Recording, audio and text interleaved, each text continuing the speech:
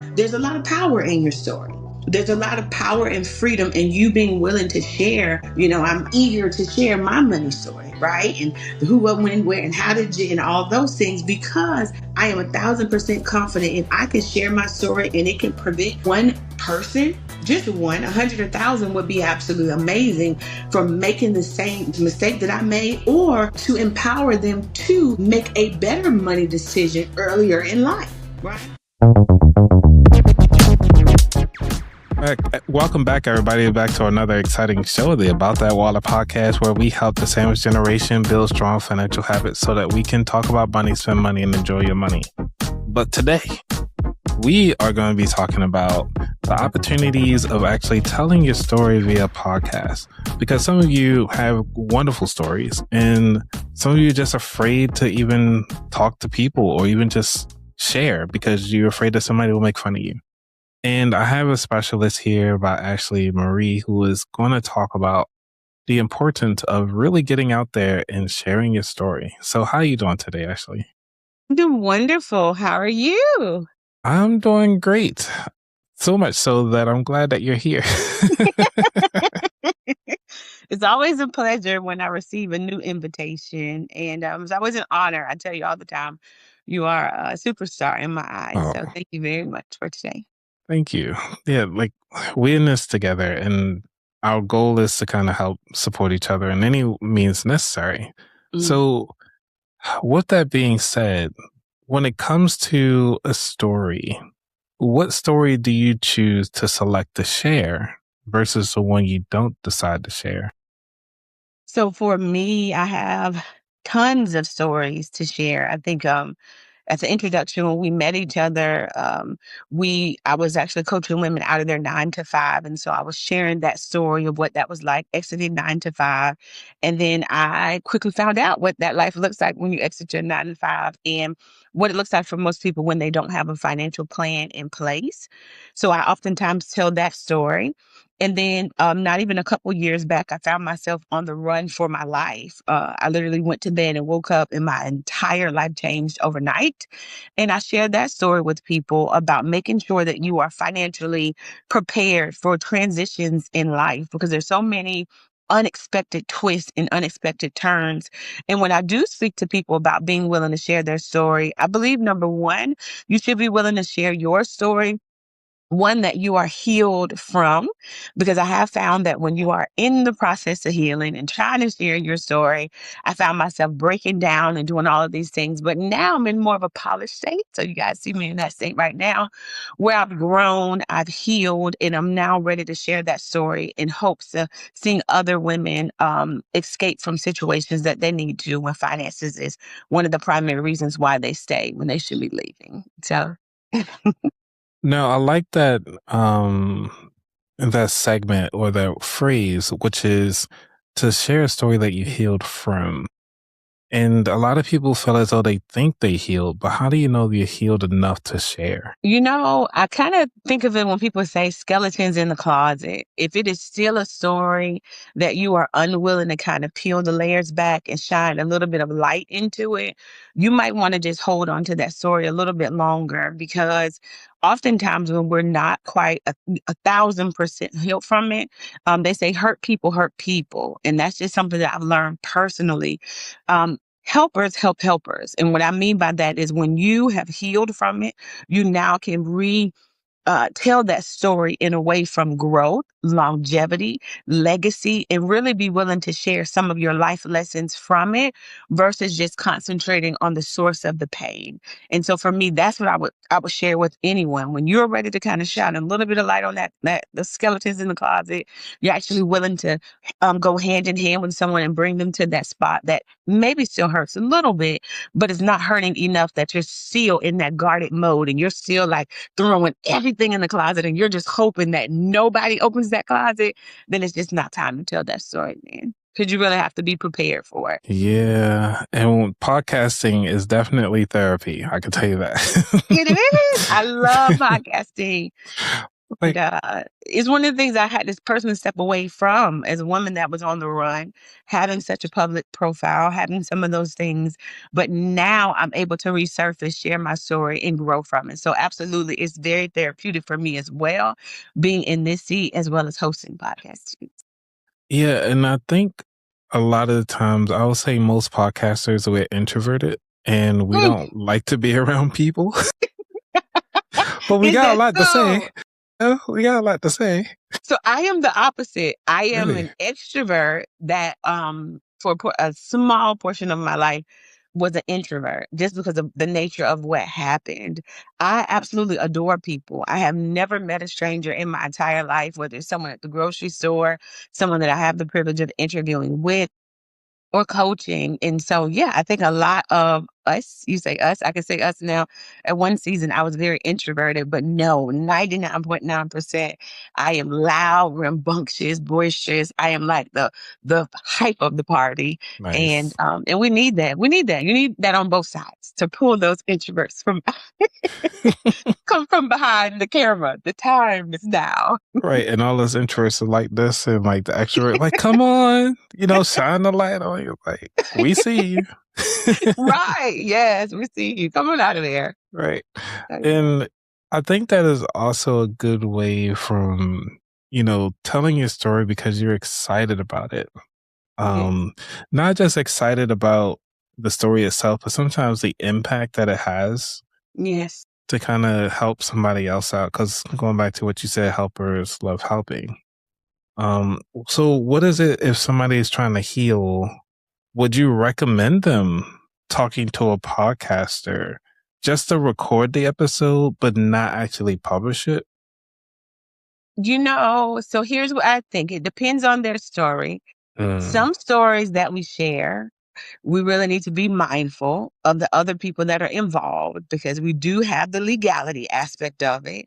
So even in my process of healing, I also had to be very mindful of how I was going to shape that story so that I didn't get hit with something in the back end. I didn't find myself just caught up in all of these legal battles. And it just depends on what that circumstance is. It could be something that happened to you when you were younger. For me, it was something that happened in the midst of adulthood. So I learned how to really craft it in such a way. And then I also made sure that the podcasters who were interviewing me, they were very aware of what I could and could not share as well. Because sometimes you'll get in the midst of that interview and we'll get on the flow and it's like, well, tell me more and tell me more. So I had to learn, right? Because their audience, just like your audience, they're like, tell me what happened. What's her story? Oh my gosh, she was a woman on the run. I mean, what? So right. obviously your audience is gonna want to know more, but as the years have went by, I've learned how to perfect it in a way that is both therapy for me and therapy for the listeners, right? The who, what, when, where, how. They may not need to know the person's address, the city and the state, their jobs, or the nature of the relationship. All I try to really concentrate on is the lesson behind it. I was in a not so good situation. I had 25 minutes to make a decision. I've ran for my entirety of my life. Thank God I survived it.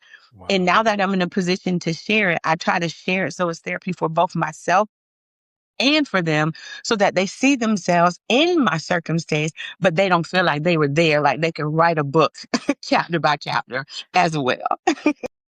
So, yes. Because coming across like the who, what, when, where, and how of a story, it reminds me of like the first 48. Because, like how it starts off like, hey, this is dispatcher coming up to Baltimore, Ohio. There was a stabbing.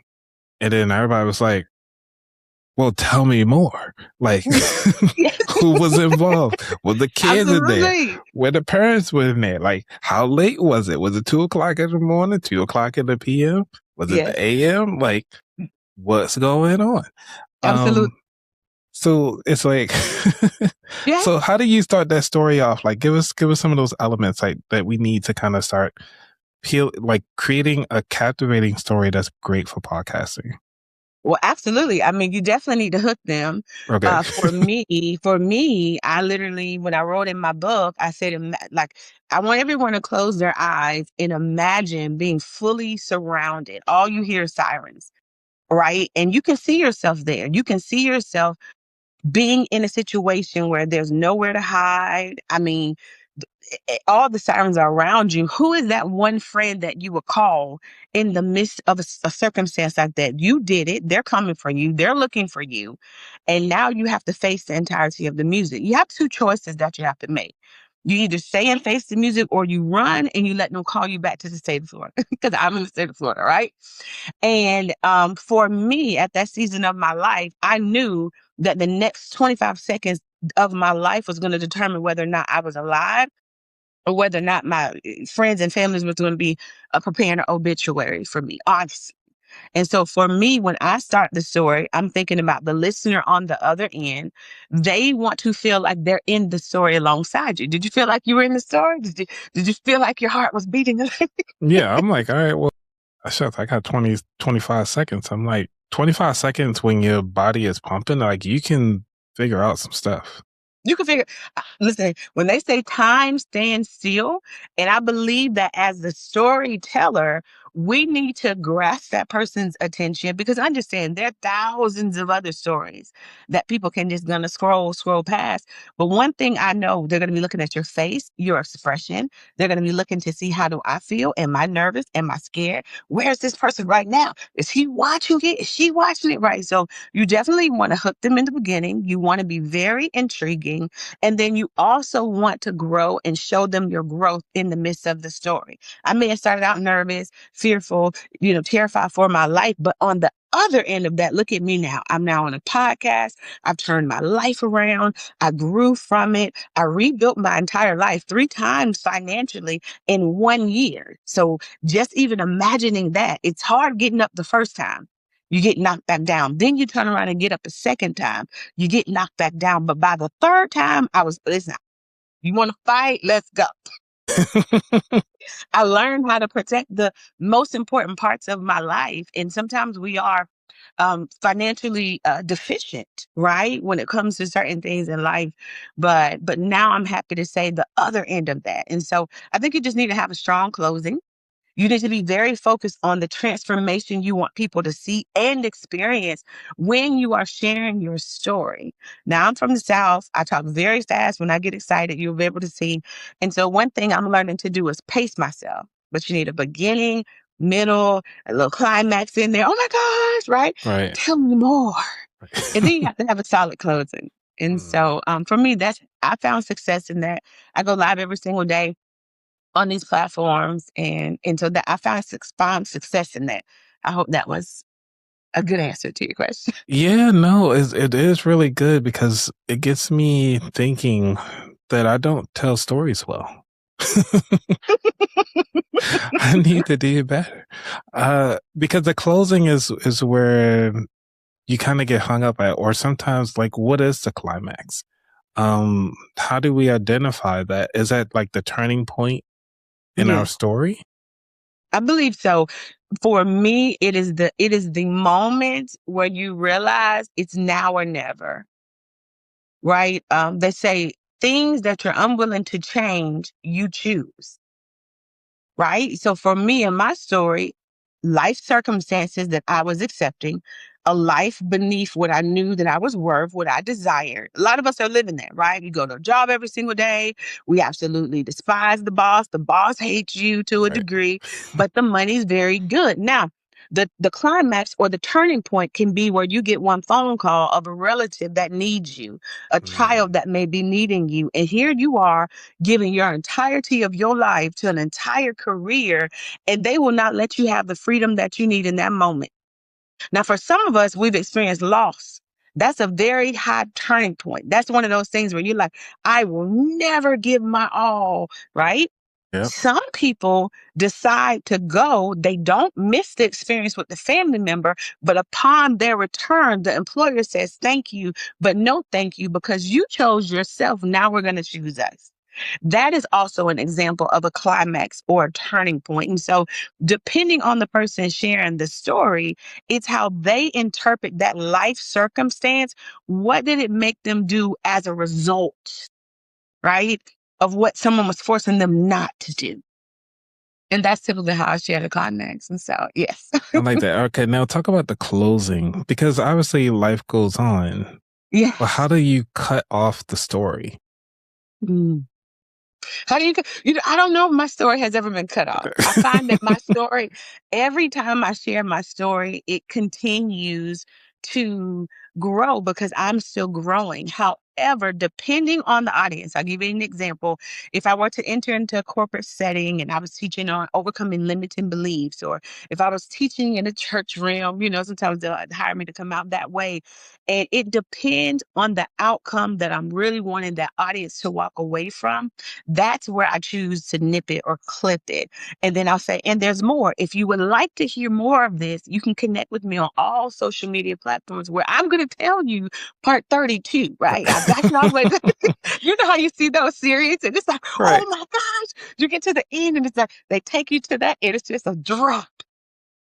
So That for me, cliffhanger. I prefer that type of a closing, but there are certain settings, like I said, in corporate, when they are paying you, obviously they want you to go full circle. For me, I try to do a recap. So I'll say, thank you so much for having me here today. My name is Coach A. Marie. You guys invited me to come here for this.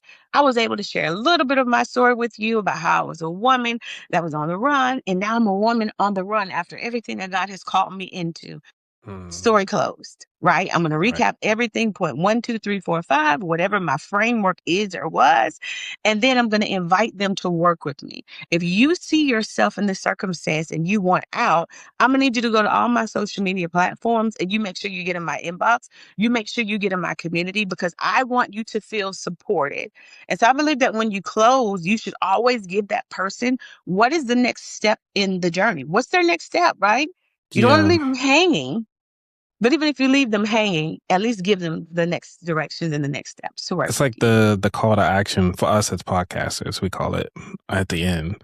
Like, Yes, if you want more of this show, go ahead on and check out, like for me, I was just say, go to aboutthatwallet.com to listen to the rest of the show or learn more about this particular episode in a blog post or correct. something along those lines. Mhm. Okay. So what about if you're giving this to kids though? Like, So kids, I actually do tandem with my daughter. okay, She's 9. She's just recently written her own book. And congrats. right. I believe that children have a lot to say. Okay. And even as parents, we're like, no, no, no, Yeah, a no, you lot just to focus on school. But if you give a microphone to a child, right? Most times when I do have the privilege of speaking in front of children, I try to build them into my story. I'm like, do you know what it feels like to have a parent, leave and never come back? And then like, yes, I know what that feels like. Or hey, do you know what it feels like to see your mom working so hard, going to that 9 to 5 every single day? Do you know that she's doing it for you because she loves you, because she never wants to see you ever have to experience a lack? And so for me, when I speak, I am very vivid, I'm very colorful, I'm very, like I said, very rambunctious. And I want to draw those students or those children in. I want them to feel like they're in it with me, but that they also see themselves outside of it. Because I don't want you to make the same choices I made, right? How did I end up getting in a situation where I was on the run? First of all, right? So let's talk about that first. And then now that I'm out of it, what are the types of things that I could have done financially to make sure? And that's no matter what age you are, right? Because my daughter's 9, she has her own stream of income. Children have different ways to use their little voices as well to empower other people, to speak life into other people. And now, with the advancement of technology, AI, these children are able to do merch. They're able to launch their own platforms.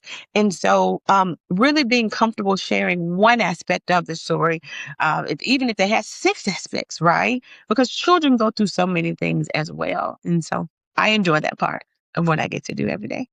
Okay, I love that. Because one of the things is that, like, talking to kids, sometimes we have to remember that they can comprehend a lot more than what we think they don't. you know, it's like it baffles me sometimes. I'm like, why do we keep stifling these kids? Like, they understand a lot more. Mm. Like, they should be And like, listening what's to my this Uncle podcast. Johnny over there? You be like, you just look. Like, why Mhm. is he talking a little funny? It's okay. Like, Right. These children, I'm telling you, and cell phones too. And don't let them mhm. get on the Apple Watch. Don't get them a tablet. They will record you in a heartbeat. Be like, remember you said this? Right. So yeah. Yeah, this is really powerful stuff to kind of think about. Now, as we come up to like the future a little bit, which is where do you see storytelling going? Do you feel as though we're going to become better storytellers or worse storytellers with the age of technology coming in? I believe that we will become better. One of the things that I see for the next 3 to 4 years and beyond is more communities being built by sharing their stories. I have a community of women that I'm they're building me. I can't even say I'm building them. They are building me. And I am learning so much from the stories that they are willing to tell. When it comes to things like mental health, and you were huge on this at the beginning of the conversation, right? If podcasting is something that's very therapeutic, why are we not doing more of it? Yeah. In the lanes of financial education and literacy empowerment, when it comes to women empowerment, growth, managing a household, parenting, like I can think of a myriad of conversations that we can have repetitively, but the thing that's going to distinguish you from the rest is your story. There's a lot of power in your story. There's a lot of power and freedom in you being willing to share. I'm eager to share my money story, right? And the who, what, when, where, and how did you, and all those things, because I am 1,000% confident if I can share my story and it can prevent one person, just one, 100, 1,000 would be absolutely amazing, from making the same this mistake that I made, or to empower them to make a better money decision earlier in life, right? So I see it futuristically. I see it being the mainstream. I see it having TV Hmm. series. I see us being able to, people are going to be dependent on it because they're searching for answers right now. How do I overcome this? Relationships, breakups, marriages, all of those things. How do you financially bounce back? Is it even a thing? That part. And a lot of Right. people feel as though they are alone in their stories. And that's the reason why I do the podcast, to realize and to share people like you're not alone. No, This is a go ahead. clip of a gentleman who, um, his entire family, 6 people, he released from this world because he had a financial situation going on. And I wondered, when I was reading through that article, I wonder if he felt like he could share his story. What was his choice? The thing that he felt he could not change in that moment, he chose a completely different direction that not only impacted him, it impacted his entire family. I don't know if you saw that, but yeah. Mm-mm. And I'm curious to see, and a lot of people, I think that's what draw a lot of people into these like first 48 or whatever, is because we just can't fathom how could this actually happen? What was going on? Mm. You know, and that's just They felt unseen. A lot of people feel unheard. a And lot. that's the power in your story, because the very thing that people feel is minute right now, that could Hmm. be the very lifesaver to someone else. What do I mean by that? If you've managed time, if you perfected time management, and there's someone struggling with time management, you might can give them 2 or 3 steps, and now their mornings go better, their job is impacted, their finances are better. And so I tell people all the time, like gardening. I had a neighbor come over today and she was like, "Oh my God, how did you?" I have 4 pineapples sitting outside. It's nothing for me to teach her. That might be a day where maybe her family doesn't have food, right? Oh yeah. And now you're able to give that. So I say I use those stories. Just, it's the things that we think are little things or nothing. Just like me being here today, right? You don't know my state of mind. You don't know what was on my plate, but here I am, Right. right? And I appreciate it, because I was like, if anything else, I'm about to go take a nap. Yeah. But Free time. but I'm so glad to actually connect with you. Besides in person at the conferences and stuff like that, Mm, you just running, ripping and running and saying hi and bye very quickly. mm. But far as having this moment, I just want to say thank you for sharing your story, and thank you for coming through, because you didn't have to. You could have been Right. like, no, you good. Right. Don't we do that to a lot of people though? Oh yeah. No, we good. But We think you we got to have think about time. the boundaries too, I know. We Understand. do. So you can't put that on everybody. Oh, and the series is actually called Mind Hunter. I had to look that up. So it is called Wow. Mind Hunter. Okay, let me write that down. Mind Hunt. Yeah, it's I think it goes through 3 or 4 serial killers throughout that whole series. Mm. But it's just one of those things as though I kind of wish that they had the actual recordings to just kind of release and just listening to the questioning. Cause like for me from a podcast, I'm looking at the questions, what questions were asked. Mm. And then what is the purpose behind that question and how they tie it all back together. Mm. So I'll look at it from that perspective. If they were ever to release the whole thing, they do ask some questions, but it's just kind of like, these are movie questions. Like, where the real ones? Yeah, so we can like jot all those things down when it comes to psychology. Like all the questions you should have instead of being on that dating app. These are the Yes. questions. I'm just kidding. I'm just kidding. We need to be assessing people. And then I say all that with all seriousness because again, with the advancement of storytelling, even they are going to be able to tell better stories. Yeah. You understand what I'm saying? These people.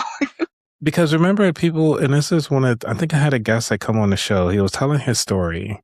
And like after he was done his story, I asked him, so tell me about that time where you had to do this particular thing on this, with this particular client. And he was like, oh man, you bringing out some cobwebs now. And I was like, well, you put it out there on the internet. So I was able to do my research and found it. Tell us more about it. Because you haven't talked about it on platforms. So I'm like, share more. Exactly. Yeah. The power of research. There you go. Right. Internet streets more. Listen. They do not give up. So is there anything you want to leave the listener before we dive into the final 4?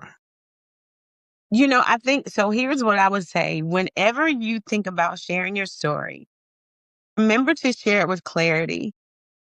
Don't just go on and on and on and on. Be very clear about what you want to share and what you want to say. When you share your story, share it with conviction. A lot of times when I say what I say, I want the listener to feel what it is that I'm saying. I want them to feel like they're in that moment. Like, well, what would you do? Close your eyes or, stretch your hands, stand up, right? You want them to understand that you're saying it with conviction, right? Remorse, whatever your story is. And then you want to make sure that you have a little bit of fire, right? This is for the introverts, right? I'm more of an extrovert. But when you are speaking, say it in a way like I try to, no matter if I'm in front of one person or a million people, I try to say it with enough fire that is going to consume you guys for a lifetime. So just don't think of your story, like I said, as I'm just planning pineapples on my patio. Think about the fact that you are allowing someone to be able to eat from their garden at their home in the event that one day they don't have the finances, right? Or maybe you're someone who knows you're very good at homeschooling. And maybe you have a kid right now that's struggling and they're looking for opportunities and they're like, I don't know if I'm smart enough to homeschool my kids. And so there's power in your story. Say it like it means something. Speak your story like it's something that's going to transform someone's life. And so those are my little takeaways before we go to the. Okay. Well, now I'm actually curious now, and I'm sure the person listening right now is like, well, what is that story where you got 25 seconds? 25 seconds. I literally stayed up all night watching Criminal Minds, mind you. Oh. I had a handful of moments. I went into the room. I had one conversation with my daughter, and I literally looked to the left and right. I was married at the time, and my spouse was down the steps. I am a domestic violence survivor, overcomer, and I had about 25 seconds to decide whether or not I was going to stay or whether or not I was going to go. Now, I've left multiple times before and returned, as most of us do. And even I think when I met you years ago, you probably would have never known that I was in a situation like that. Because most times when you share your story, people are going to encourage you to get out of the thing that you're in, right? So I drove for about 7 to 8 hours. I never stopped. I literally had one bag, I think one bag in my hand. And I knew at that moment, once I crossed the state lines, that I had at that point allegedly, potentially broken a couple laws. Couple laws, right? So not indulging, I'm not advising, I'm not encouraging. But what I will say is that if life and death is the choice that you have to make, you better make sure you choose wisely. One of the most dangerous times to exit a relationship in a domestic violence circumstance is when that partner knows you're not coming back. That partner is going to want to take you out and take everybody with you out as well. And so I had some decisions I had to make. I left a lot of friends behind, and I made it out to safety. Thank God, right? By the grace of God, Yeah. I'm here. I'm standing today. My girls are just fine. And I learned in that year, one of the secondary reasons why most of them stay is because of financial literacy. They are tied to the quote unquote abuser, some level of dependency you had for that person. So the scariest part for the person trying to break away is feeling like, can I do this by myself? I learned to do it by myself because I didn't have a choice, right? So don't be like me. Don't wait until you have to do it. Start preparing right now, financially, mentally, emotionally, if you're faith-based, spiritually, and be willing to make that journey by yourself if you have to. You're not going to be able to take everybody with you. That person went to the lengths of calling the phone companies and friends. I mean, just like I said, they get better at telling the story as well, which, like I said, don't let the abuser tell a better story than you. Because when that happens, you're going to find yourself in a crazy situation. I experienced homelessness, car repossessions, all the things that you could ever imagine. I rebuilt my life and then I did it all over again. So imagine going in, coming out, getting your car back, getting it taken away again. But by that third time, I made a decision like that last time was going to be the last time. I started making better financial decisions at that point. And so I'm here today. I choose to get paid very well for my story now. And I did not allow my story to define me. So my takeaway points for you, if you are in a situation like that right now, and maybe you don't have a friend or a family member that you can share with or confide in, you might want to listen to this podcast again and again and again and again until you build up the strength to exit the very thing right now that is literally taking everything that you are building. It's taking it away from you. So this imaginary story you're telling yourself, I want you to just pause that story. You can borrow my story and then start taking the necessary steps that you need to also turn your life around. And if you need help doing that, I am the one and only coach, Ashlee Marie. I help women make those epic exits and those transitions, whether it be in their life, business, career. But you deserve happiness just like I deserved happiness. So now is Yeah. your mom. Well, thank you, because I was like, all right, well, what? Because I think the part of storytelling is like, what is something that the hero is fighting for? Yeah. And I'm sorry to go a little further into the story because I'm thinking of, because I watch a lot of anime, and the protagonist is always fighting for something. Right. And the popular one that a lot of people have watched, which is Solo Leveling, and his whole purpose was to level up so that he can get enough. He's trying to find this elixir to kind of help his mom, who's in the hospital, and he's trying to make sure that she's better. That's really the whole premise of the story. So same thing with John Wick. Like, somebody shot his dog. Okay, he went on a Yes. rampage, Oh, yeah. to find the person who shot his dog. So it's just kind of one of those things, like, what is it that causes the catalyst, or I guess you could say the tipping point for the protagonist to kind of go on this adventure? Yes. And I think for me, it was the thing about being a mother is you are modeling this behavior for your children. And so here I was saying, oh, it's not okay, but it sort of kind of is. Was I going to be able to stand there and watch my daughters endure something that I was willingly giving a yes to? Got you. And that's a no. And that's a no for me. Right. And you never know, just like what you're saying, we watch all of these, you never know what a person is truly capable of. And my biggest takeaway is you never know how strong you are until you're required to be stronger. So we tell ourselves, I can't. But if something in your life you love more than yourself, you gonna find a way. Like Right. John Wick. He Right. thought he didn't even want the dog, right? Right. The Yep. dog was a gift that was left. But once that bond is made and somebody just frivolously comes and takes something that belongs to you, that's given to me. Now we're going to see. We're going to wrestle and we're going to tussle about this one Yep. or those. In my case, I had 2 daughters. And so, yes, it's whatever that turning point is for that person. But yes, everyone has that turning point and that breaking point in their life. And I just think that you're worth it. What is more valuable to you? Man, I might have to start another podcast call with that turning point or something. I don't know.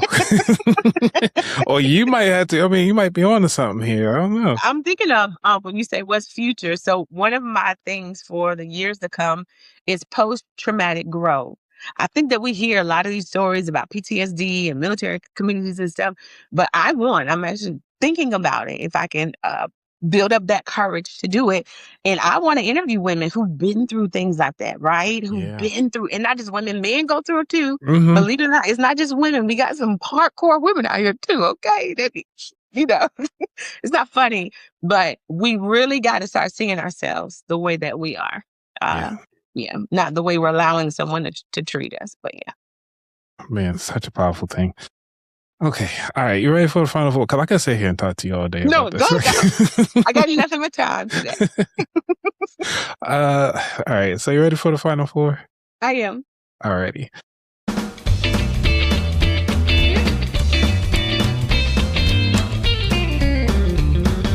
So question 1. What does wealth mean to you? I believe wealth, to me, is just freedom to make better choices. It really is freedom to make, and not make. I lost my grandmother in 2022. Wealth for me was being able to take an entire summer off from my business, allow someone else to run that segment of my business, and to spend the time that I needed to spend with the one that I love the absolute most in the entire world. I didn't have to clock in with the boss. I didn't have to ask for permission. I didn't need to cancel my clients. I was able to still receive daily paydays, sit with my grandmother, love on her and receive her love. And then when it went time to go to the table, right? We don't think about this very much in the grieving process. Being able to be a decision maker, one of the youngest in my family, to sit to the table and make decisions and bless and ensure that her homegoing service was that of her legacy. It was very beautiful. It was one that I stand tall, and it probably is the reason why I had the courage to walk away from that situation and circumstance. But that is what wealth means to me. Better options, better choices, and ownership. Because I owned many things, I was able to step away from those things without fear of somebody else taking it away from me. That's powerful right there. I like that. Number 2. What was your worst money mistake? Worst money mistake, $100,000 in the bank account wiped out in night. Worst money. I mean, what are your worst students? But you didn't call me on the podcast for that. You called me on the podcast for the power of sharing your story. Right.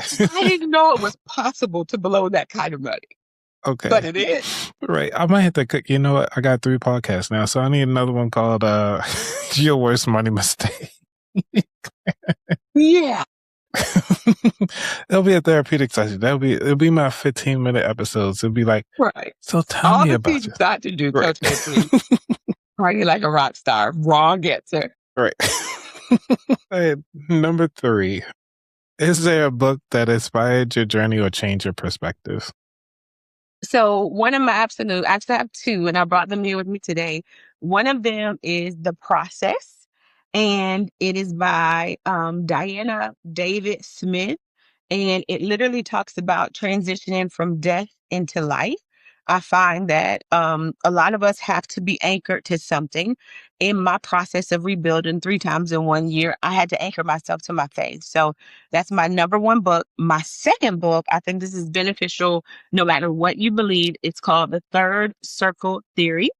And it is a really good book about being a visionary and creating $1 billion ideas. It's a $1 billion idea is inside of all of us.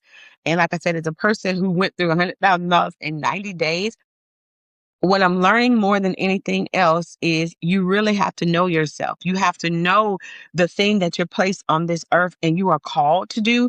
And oftentimes, sometimes we buck against the system, but that really is where our $1 billion idea is housed in. And so we just need to take the time to mentally receive the wealth transfer. And then we have to be willing to walk it out so that we can physically like receive the wealth transfer in this lifetime. Those are my favorite books. Yeah, I might have to check the second one out. Definitely. I might check that one out. Yeah. I understand. Number 4. What is your favorite dish to make? My absolute. So I'm a seafood gal, and my favorite restaurant is Crab Junkie in Houston, Texas. So I can't compete with that. But if I had to cook on my own, I would probably do salmon and rice and vegetables. That would be my number one dish in the world. Okay, so is it like pan-seared salmon, oven salmon? Like we got a lot of cooks and that listen to the show. Okay. Drenched in butter, garlic on top, crunched on top, a little bit of orange zest and lemon zest and lime zest. So my good cook, shout out to Jamaican chef. I've had the privilege of having a good cook and personal chef. So shout out, she will have some content coming out. But yes, that is the absolute favorite dish that I learned. And yes, it's very, very good. Alrighty. Well, I mean, I might have to see a picture of this. Like again, I might have to have me a whole show for each one of these little questions. Yes. I might have to learn how to cook something. Wow. Yeah. Clearly one of those financial choices. Now I cook for myself. Okay. I learned a whole lot. I now prepare my own meal.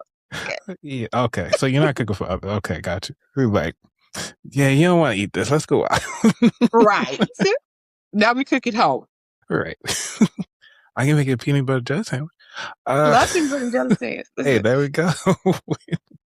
Okay. Right, this is going to be the last question of the show, which is where can people find out more about you? So I am currently building on the TikTok platform, which is Ashlee Marie Talks. And most people connect with me on Facebook as well. LinkedIn is Ashlee Marie. But all in all, through and through, I'm in the process of building a community. You guys can find out all about it if you come to that TikTok platform. Each month that has 31 days, I typically do my lives every single night at 9 p.m. Eastern Standard Time. So I encourage people, come check me out. See if I'm your type, right? If you can vibe with me on the lives, more than likely you'll probably be a good candidate to be coached or to be a part of the community or buy some of the commerce or the merch. So I just want to see people win. That really is my heart posture and what I do and why I do what I do. I want to see people step out of things that they feel like has them bound. And I know that for me to do it, I had a friend on the other end waiting for me. And I would just like to be that person on the other end when they make that decision to make that epic exit. So that's how they can connect. Awesome. Well, thank you, Ashlee with 2 E's, for coming through. And this has definitely been one for the books. And I can't wait to hear the feedback from the person that's listening to this right now, whether or not we want to bring you back on to talk about your worst money mistake, to dive a little bit deeper into your cooking series, see where you at. Or the first 48. How I came up out of it. That person got to live. Okay, that's a good. We need you beyond the first 48. Okay, we don't need to see you on the first 48. Okay. Now the reenactment, sure. Yeah, I like to be a reenactment. Yeah. But don't put me. Allegedly. Oh, snap this. Well, remember for you're listening to make sure you do not try to put both pants legs on at the same time. Put one on at a time because you can hurt yourself. Take your time, zipping it up, button it up. You'll do fine. All right, everybody. Y'all be safe. Yep. Peace.